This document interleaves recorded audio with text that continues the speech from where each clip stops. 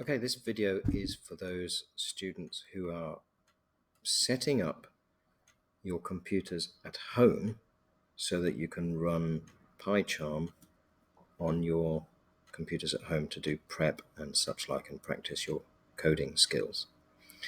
Now, the first thing that you need to do is to make sure that Python is installed. Now, to do that, you're going to go to www.python.org.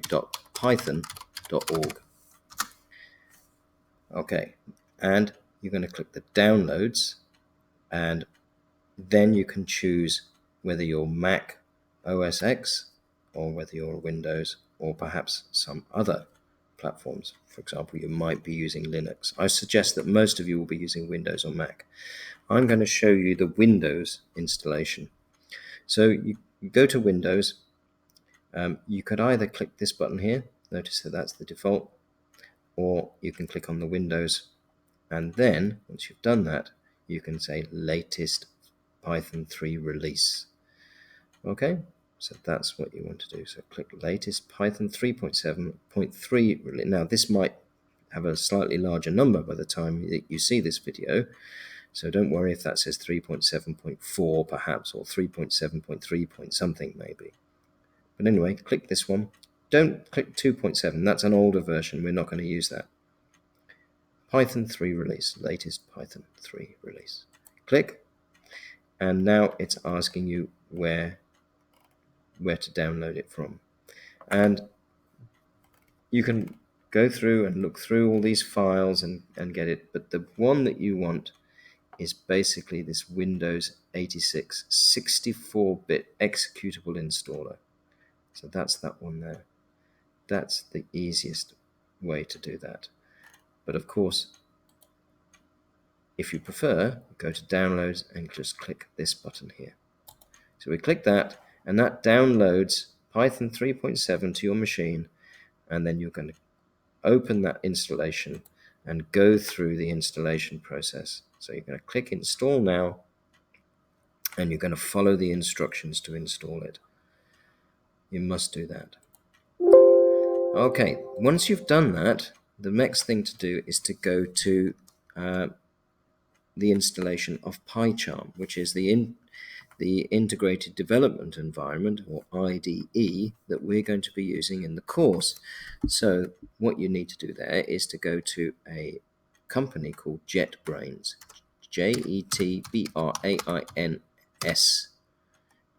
JetBrains. Okay, and you'll see jetbrains.com. Now, once you've done that, you will see that you can install Solution, Education. So Solutions, Education, and then you say, I want to learn Python. Okay, so you click Python, and then you're going to click, this says Introduction to Java. If you keep scrolling down, scroll down. Oh, it's not there. Hang on 1 second. What's going on here? So I want to learn Java. No. Let's go again. Let's have a look. Education and Python.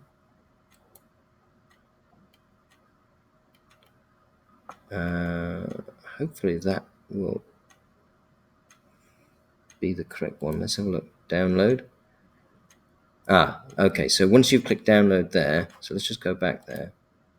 Once you've clicked this download button, then we select Python. So we click Python, and notice it says Pycharm edu. Now you must get the Python Pycharm edu executable. Okay, so click that, and it will download Pycharm edu to your local computer. And once that's finished, you can then open that and go through the installation process of Pycharm. So if we do that, click there, wait for a second or two. Hopefully this will start up.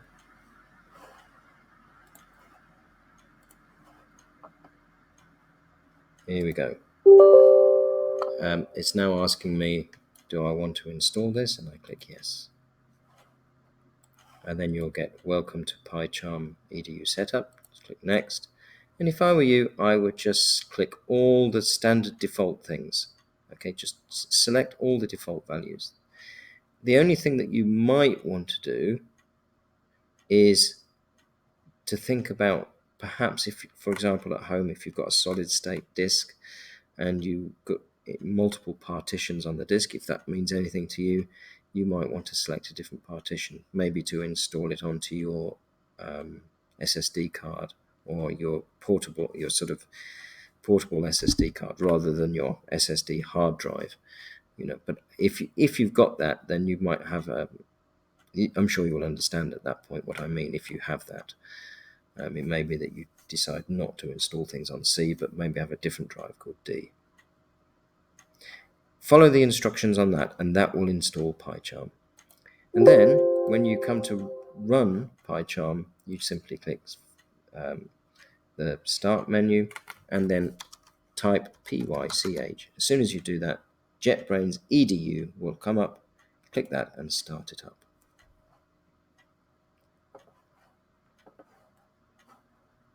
And if you just wait for a few seconds, what will happen is that you will get a window that looks like this. Now notice on mine, I'm going to have some previously opened projects here. You're not going to get that because this will be the first time that you've done it, most likely. In which case, what we want to do is to create a new project. Create a new project. Now, this is the important thing. If you want to work on projects from both at home and in your classroom at school, then you could use the location of where your OneDrive path is, if you use OneDrive. If not, let's say you're at home and you don't have access to the Y drive, which is your network drive at school, then you would obviously change this to perhaps some C:/ wherever. So in my computer, it might be something like, go to my home folder, dwild, and it might be on something like C:/users/ and then your name / something. And it's up to you where you put it at home, I would say. But if you want them synchronized with work at school, then you're going to have to use OneDrive. Okay, so if you don't know how to do that, you'll have to ask somebody in the school's IT department to help you. However, if you're doing this in class, then what you should do is select your Y drive, and there's something selected here already. But what I want you to all do now is to click on this little icon here, this little folder icon. So I'm going to click on that, and I want you to select the Y drive here, and then I'd like you to create a new folder. And that new folder, click on that, and I want you to type in the name of the folder, GCSE Computer Science, and then click OK. Now I've already got one, so if I clicked OK, so pretend I clicked OK, I want you to click OK, that creates this new folder here called GCSE Computer Science, and I'd like you to select that then and click OK. So once you've done that, it should say at the top, location y:/GCSE Computer Science. Now, of course, if you're an A-level student, then you might want to call that A-level Computer Science and go through the same process. Now, the next bit is really important. Can you see here where it says Project Interpreter, Python 2.7? You don't want that. You don't want it to say 2.7. You want this to say 3.7, because that's what you've just installed, 3.7.3. So 3.7 here. So you click on New Environment, and make sure that rather than saying 2.7 in this base interpreter setting, make sure that says 3.7. And once you've done that, click Create. Now there might be an instance, example, where it doesn't say 3.7 here. If it doesn't, then you need to go back to this video and reinstall Python, or make sure that you've installed Python properly. If it still doesn't appear, restart your machine and then go through this new project, because then it will pick it up.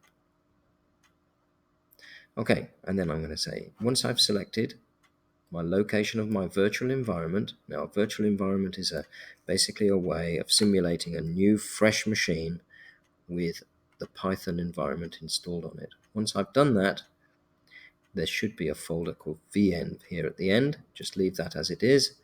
Make sure this says Python 3.7, and then click OK. Click Create, sorry. So click Create, and that generates a new virtual environment. So you'll see something that looks like this: creating virtual environment and various files whizzing past.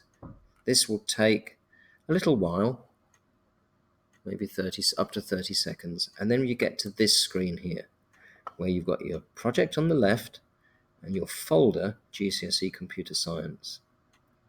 Now, don't miss the next step out. Too many people miss this out and things don't work properly.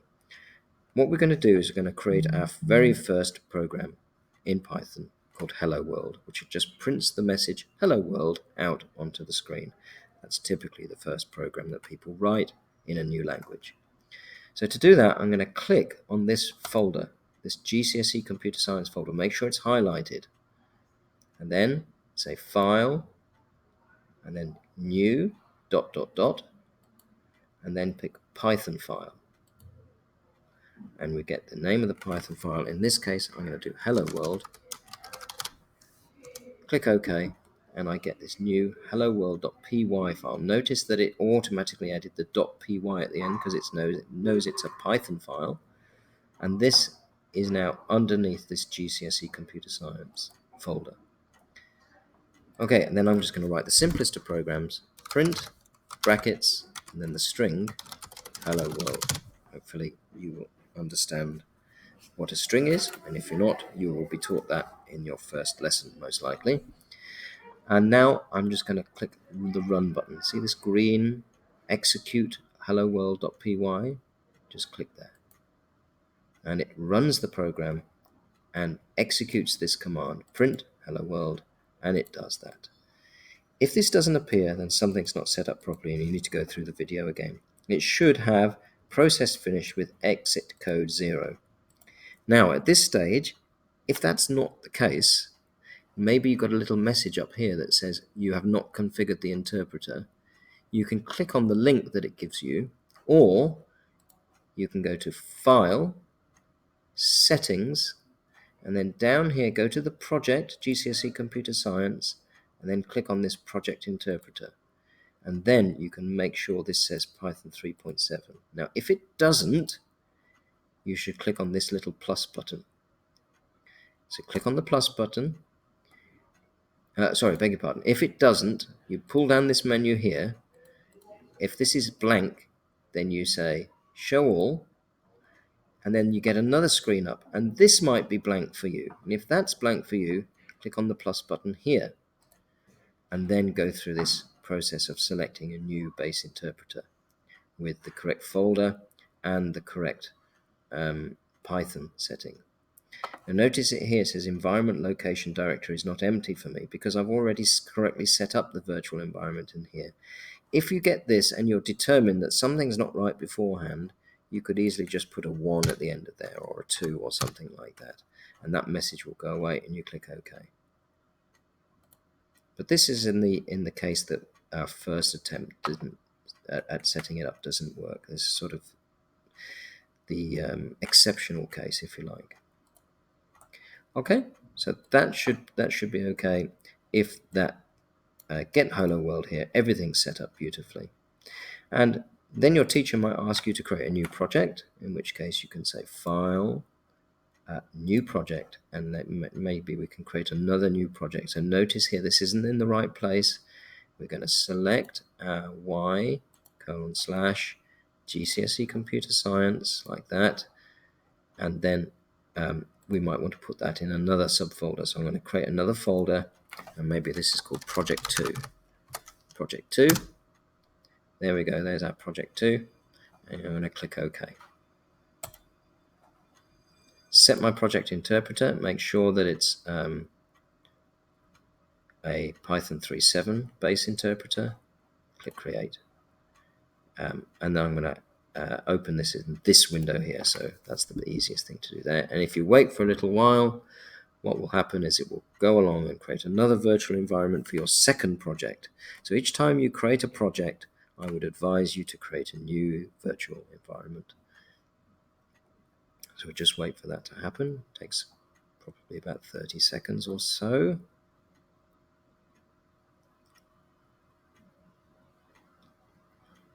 Dum, dum, dum, dum, dum, dum.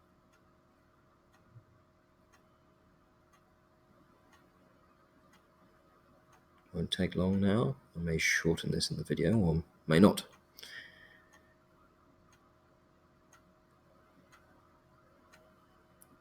So notice it will take a little while to set up this virtual environment the first time you do it. There we go.